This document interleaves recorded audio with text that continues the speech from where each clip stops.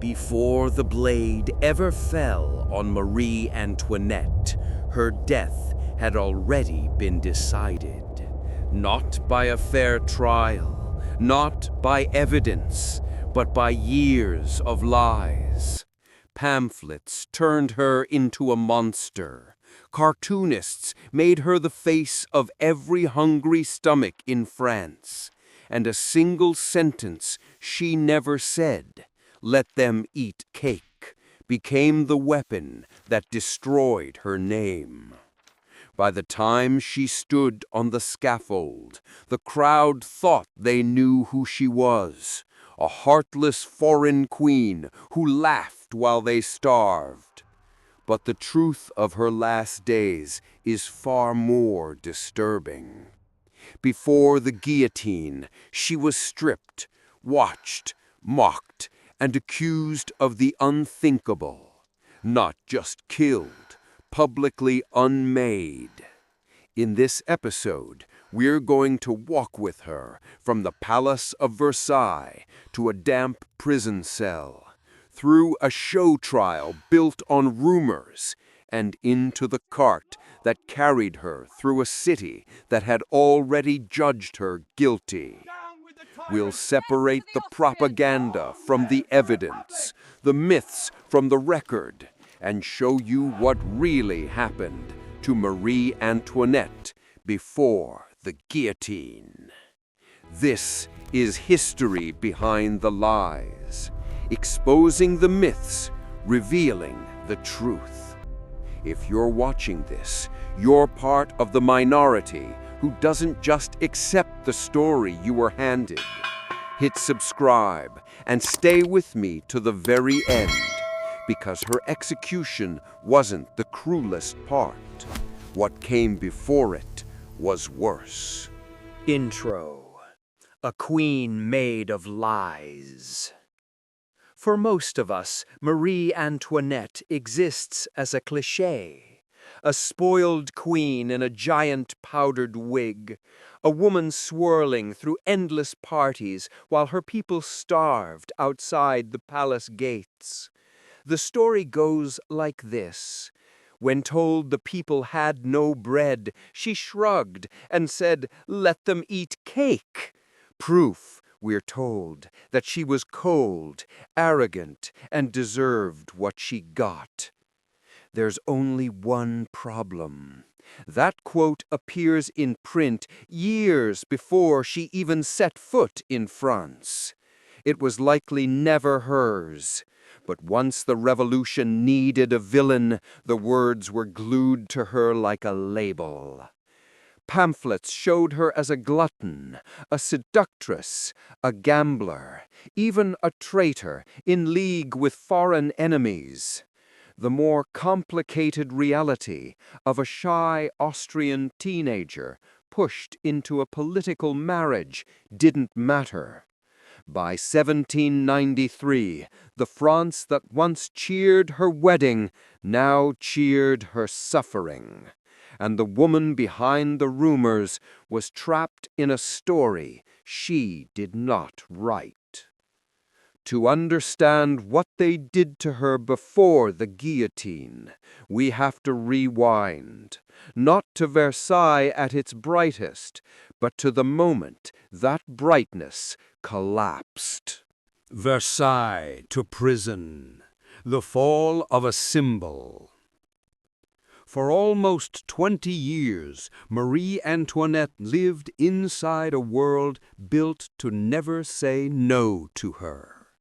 Versailles was more than a palace. It was an entire universe of polished floors, mirrored halls, and servants whose only job was to make sure the royal family forgot that outside people lived very different lives.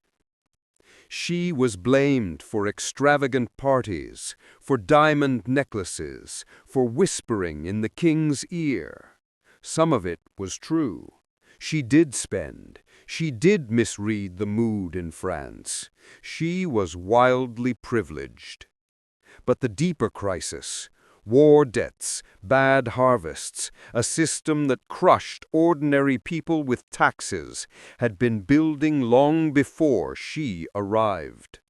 Still, in the eyes of pamphleteers and angry crowds, it was simpler to blame one face, her face.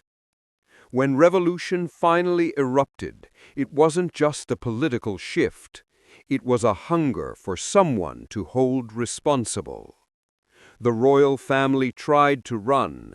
They were stopped at Varennes and dragged back to Paris, not as rulers, but as prisoners of the people. The golden carriages were replaced with guarded runes. Ceremonial bows turned into cold stares.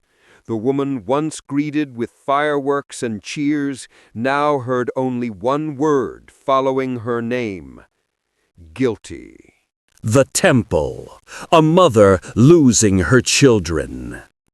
In the medieval fortress known as the Temple, the royal family lived in a strange, painful limbo. They were together for a while. Marie Antoinette had what revolutionaries did not expect to see: ordinary moments of motherhood. She sewed, she read to her children. She tried to shield them from conversations about death and betrayal leaking through the walls. But outside, the mood hardened. The king was tried and executed. She heard the distant bells and cries of the crowd on the day the blade fell on her husband's neck. Soon after, the revolution turned its eyes to her. One night, long after midnight, guards burst into the children's room. Her little son, Louis Charles, was dragged away from her arms. History records her pleading words: "A mother, not a queen. He is only a child."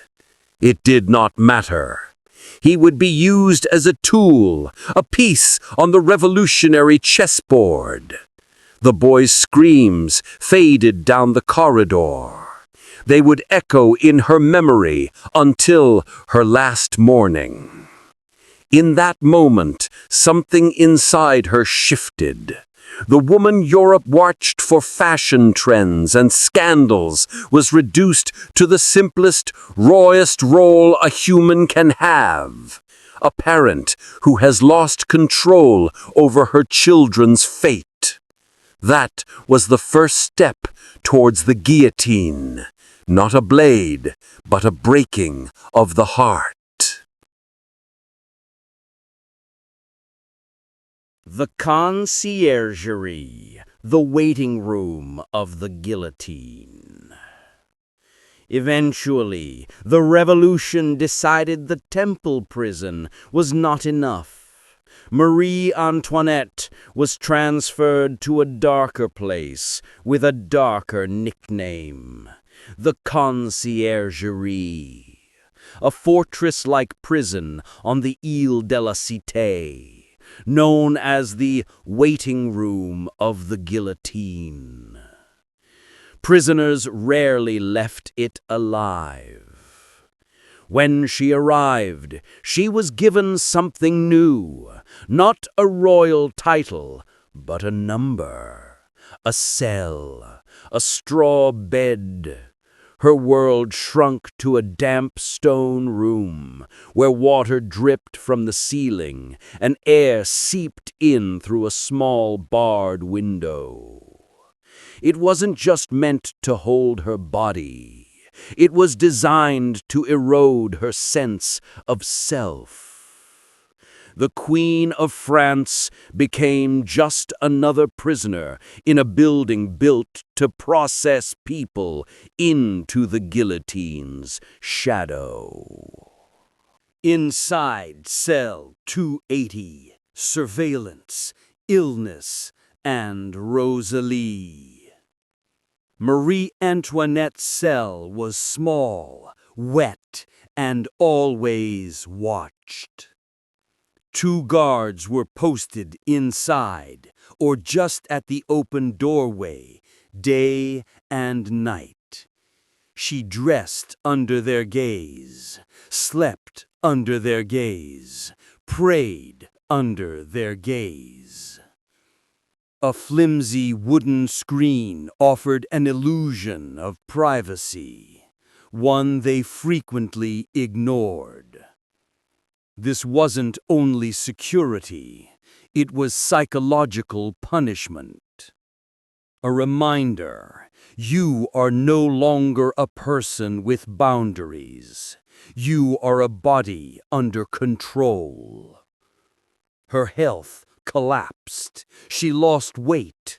Her hair, once carefully styled, turned thin and pale. She suffered from bleeding, dizziness, and the kind of exhaustion you only get when sleep is never truly safe. And yet, in that darkness, there was one small light. A young woman named Rosalie, assigned to attend her, became a silent witness to her final days. Rosalie later described a woman who rarely broke down, except when she spoke of her children. Behind the rumors, the supposed coldness, she saw a mother whispering names into the thin prison air, as if saying them might keep those little lives from slipping away. According to Rosalie, Marie Antoinette kept small treasures hidden close. Miniature portraits, locks of hair, tangible memories of a life that had been ripped apart. The revolution wanted a symbol. What it had in that cell was a sick, grieving woman trying to hold on to the last pieces of her identity. Then came the moment the revolution truly turned her into a public spectacle. In October 1793, she was brought before the Revolutionary Tribunal. If you imagine a calm, modern courtroom, erase that. This was a stage. Crowded galleries, shouts, laughter, hissing, torches and candlelight throwing harsh shadows across faces. The prosecutor read the charges like lines in a theater script designed for maximum outrage. Treason, conspiring with foreign powers, draining the treasury, corrupting morals. Some accusations had fragments of truth folded into exaggeration. Others were pulled straight from satirical pamphlets and political cartoons. Mattered less than feeling. France needed to feel that someone was paying for its years of hunger. And then came the accusation that crossed a line even some revolutionaries struggled to accept. She was accused of committing incest with her own young son. The courtroom froze. The air thickened. Her boy, Louis Charles, the child taken from her in the temple, had been coached to confess to things he could barely understand. It was a cruelty aimed not at the truth, but at her soul. For a moment, she said nothing. Witnesses describe her as blank, stunned, almost turned to stone. When she finally stood up, she did something unexpected. She didn't beg, she didn't lash out. She turned not to the judges, but to the women in the room, especially those who were mothers, and appealed to them as one of their own. Historical accounts remember her words in different forms, but the meaning was the same. No mother could hear such an accusation and not feel the wound it inflicted. It was one of the only times during the trial that the mood shifted. Murmurs, tears, uncomfortable looks. For a tiny window of time, the crowd saw not the caricature, but the mother. The trial continued. The verdict, in truth, had been decided before she walked into the room. After 2 days of spectacle, she was declared guilty and sentenced to death. When asked if she had anything to add, she answered quietly that there was nothing left to say. The show was over. The machinery of execution would now finish the script. The last night, Marie Antoinette faced the last night of her life. By then, her body was failing, but multiple witnesses describe a strange calm around her, a stillness as if she had stepped beyond fear into acceptance. She refused food, saying she needed nothing more. Then she asked for paper and ink and wrote a letter to her sister-in-law, Madame Elisabeth.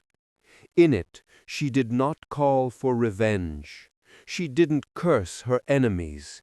Instead, she wrote about forgiveness, about faith, about her love for her children. She begged that no one blame her son for the false words he had been forced to speak. She asked that he be taught to forgive, not to hate. It was, in many ways, her spiritual will, a document meant to explain her heart when she could no longer speak. The revolutionaries intercepted it. They filed it away, buried in paperwork and archives, as if by hiding her words they could control her memory. For years, almost no one saw what she wrote that night. The public only saw the next morning, the spectacle. But that lost letter is one of the clearest pieces of evidence that behind the demonized image was a woman trying in the end to choose mercy over hatred. Stripped of dignity, hair, rope, and the white gown. Just before dawn, the sound of bolts and keys announced the final ritual. Officials entered her cell along with the executioner and his assistants. Every step was calculated to strip away not only life, but dignity.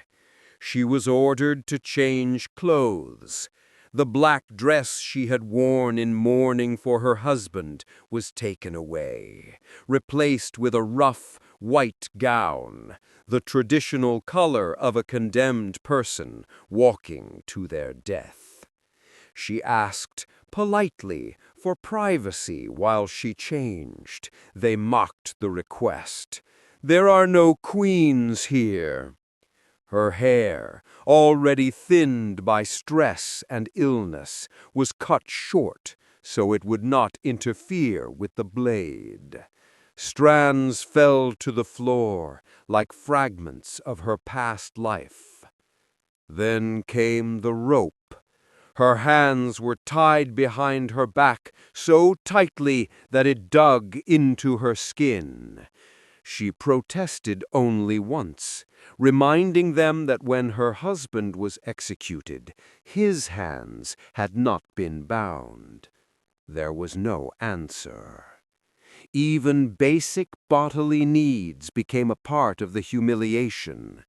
She had to ask permission just to relieve herself before being taken away.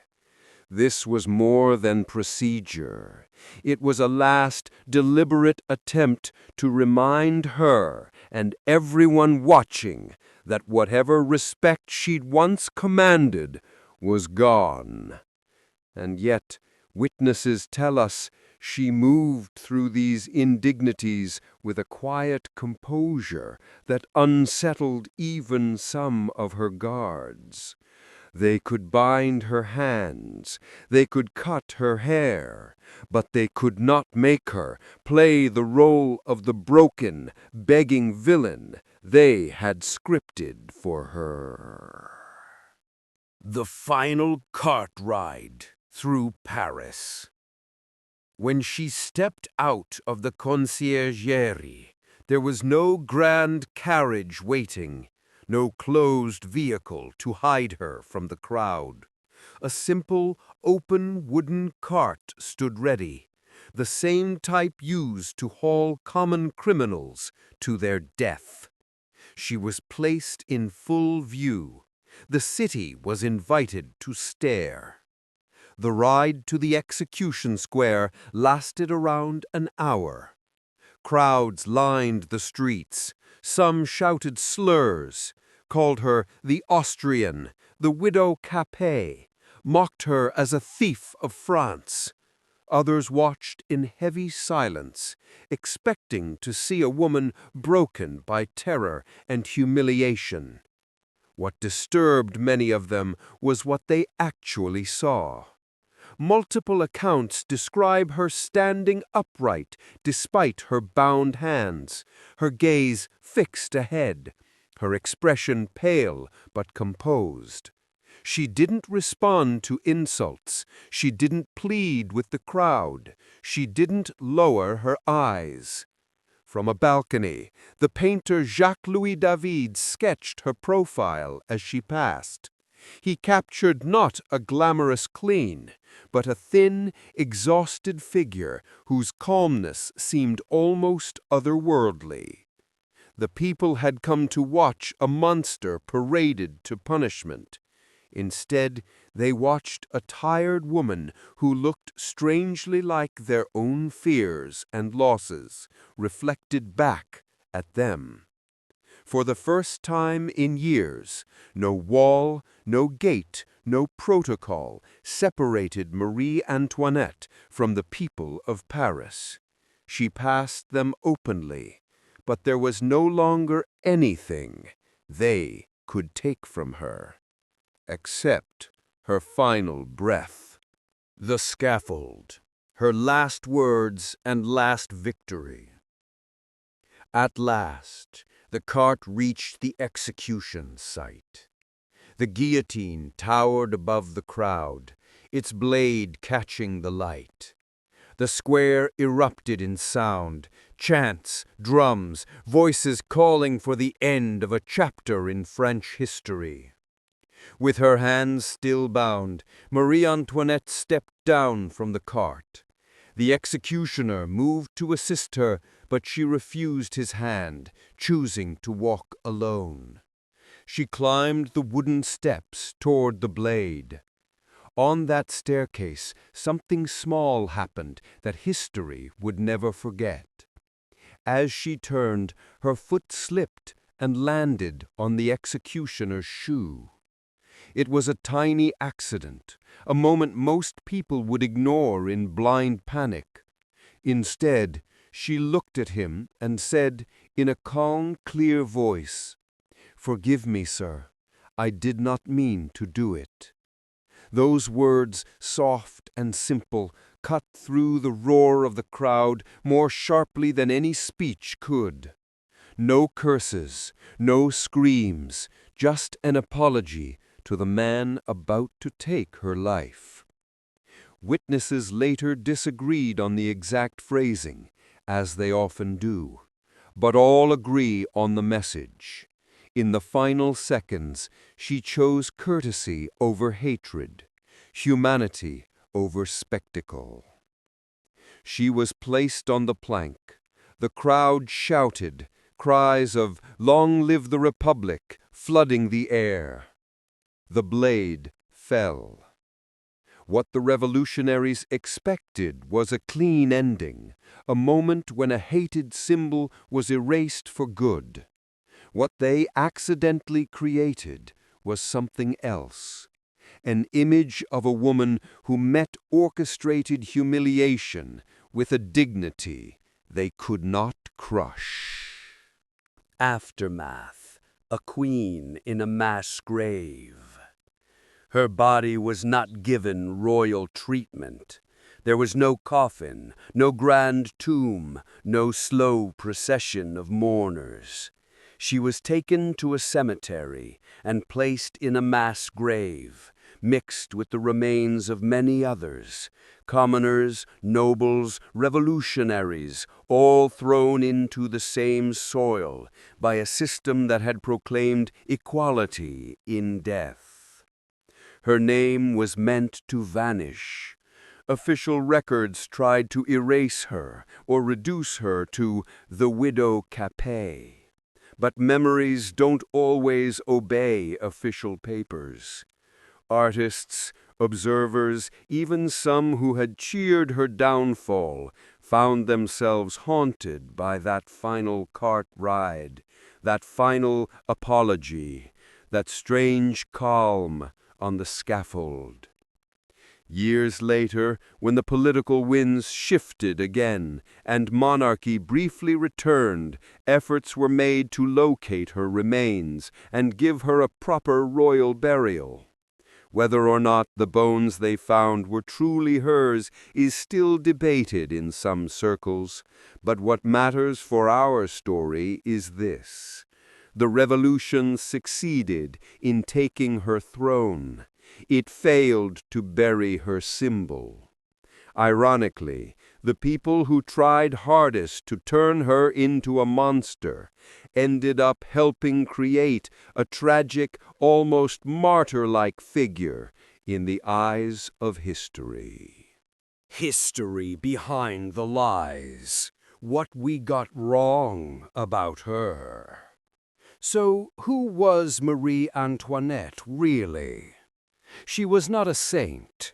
She spent money carelessly.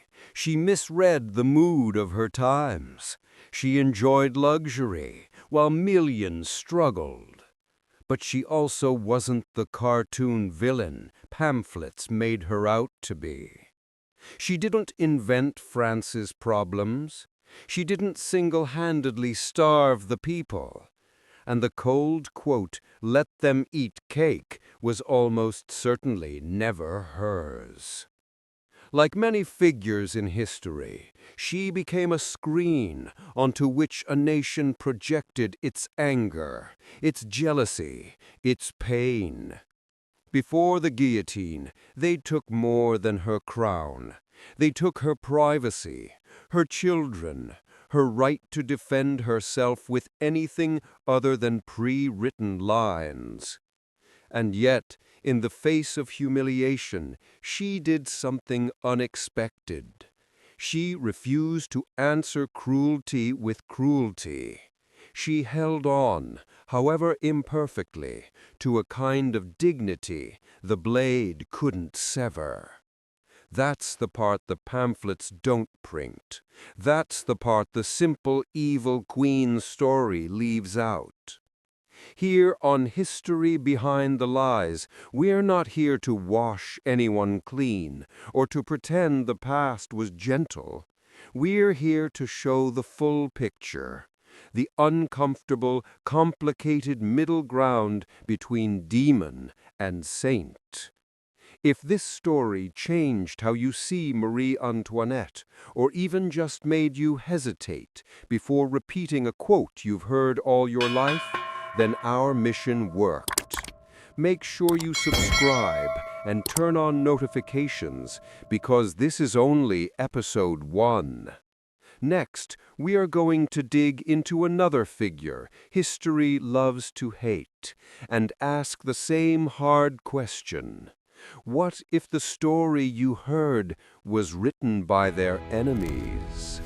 This is History Behind the Lies, exposing the myths, revealing the truth.